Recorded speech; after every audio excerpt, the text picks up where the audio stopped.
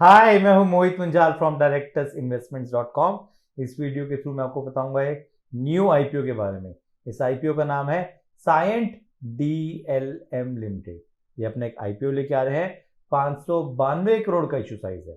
Important dates and details यहाँ पे देख सकते हैं। यहाँ पे launch date, allotment date, listing date सब मेंशन्ड है। सायंट डीएलएम लिमिटेड ये क्या करते हैं, क्या इस आईपीओ में इन्वेस्ट करना चाहिए, इस वीडियो को एंड तक देखिए कि इस आईपीओ में इन्वेस्ट करें कि ना करें। सायंट डीएलएम लिमिटेड ये कंपनी एंगेज है in the business of global energy and technology solution, जिसका हेडक्वार्टर है हैदराबाद में।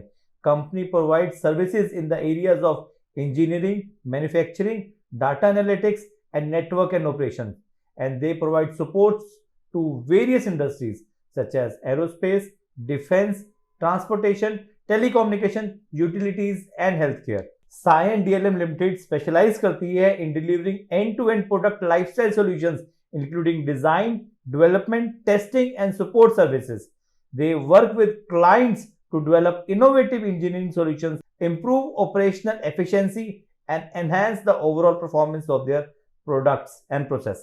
कंपनी का बहुत ही strong presence है in aerospace and defense, and collaborates with leading aircraft manufacturers and defense organizations around the world, which is a very big thing. ये offer करती है aero engine design and development, structural analysis, avionic systems engineering, technical publication and after market support. Company के clientage है Honeywell international, Thales global services, ABP INC, Bharat electronics limited and Molbio 152 diagnostics private limited. ये तो इनके main clients हैं। Company के strengths क्या है? Company के स्ट्रेंथ्स ये है आपके सामने। They are end to end integrated EMS service provider with robust capabilities to offer B2P and B2S services, which is a very remarkable thing.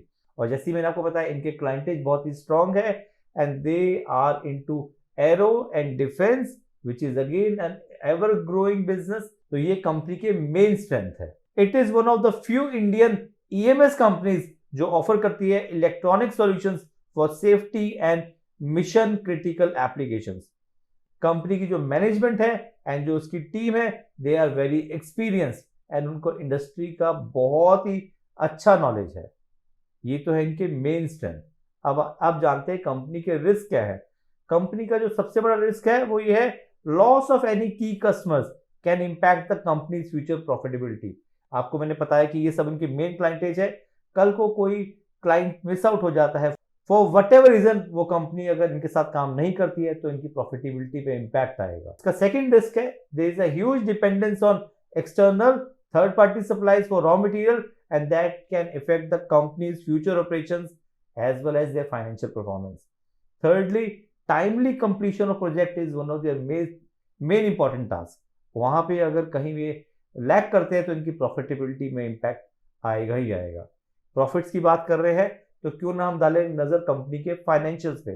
Company के फाइनेंशियल्स ये हैं आपके सामने। अगर हम देखें 31 मार्च 2020 को उनको 6 करोड़ का लॉस था, जो कि 31 मार्च 2023 को हो गया 31 करोड़ का प्रॉफिट। अगर हम रेवेन्यू पे नजर डालें तो 464 करोड़ का रेवेन्यू था एज ऑन 31 मार्च 2020, जो कि बढ़ के हो गया 838 crore rupees as on 31 March 2023। Borrowings पे नजर डालें तो 261 करोड़ थी, जो कि बढ़ के होगी 314 करोड़ रुपए एज ऑन 31 मार्च 2023। अब हम डालते हैं नजर कंपनी के ऑब्जेक्टिव क्या है। कंपनी का ऑब्जेक्टिव है इस आईपीओ को लाने के लिए to fund incremental working capital requirements of the company as well as for funding capital expenditure of the company. Also, they want to repay or prepay certain borrowings. And fourthly, they want to achieve inorganic growth through acquisitions. ये acquisitions करना चाहते हैं, उसके लिए इनको पैसा चाहिए. And lastly, they need the money for general corporate purpose. क्या करना चाहिए? क्या इस आईपीओ में इन्वेस्ट करना चाहिए? आपने पूरा डिटेल सुना। क्या इस आईपीओ में इन्वेस्ट करना चाहिए? मेरे पर्सनल ओपिनियन के हिसाब से आपको इस आईपीओ में इन्वेस्ट करना चाहिए। 4-5 स्लॉट्स आपको जरूर लेने चाहिए। ये एक इंजीनियरिंग बेस्ड कंपनी है जिसका मेन फोकस है towards aerospace as well as defence, which are very promising sectors. इन सेक्टर्स को इग्नोर ना करें और उनकी एंसिलरीज को भी इग्नोर ना करें। आप इस आईपीओ के अंदर 5-6 लॉट या 4-5 स्लॉट जरूर डालें। आपको लिस्टिंग गेन होगा या नहीं होगा, I can't answer that, but long term के लिए स्टॉक सही दिख रहा है। अगर डीमैट नहीं खोला है तो पहले डीमैट तो खोलो, उसके बाद ही आप इस आईपीओ में अप्लाई कर सकते हैं। नीचे दिए हुए लिंक पे क्लिक करें and open your demat and trading account. उसके लिए कोई चार्ज भी नहीं है।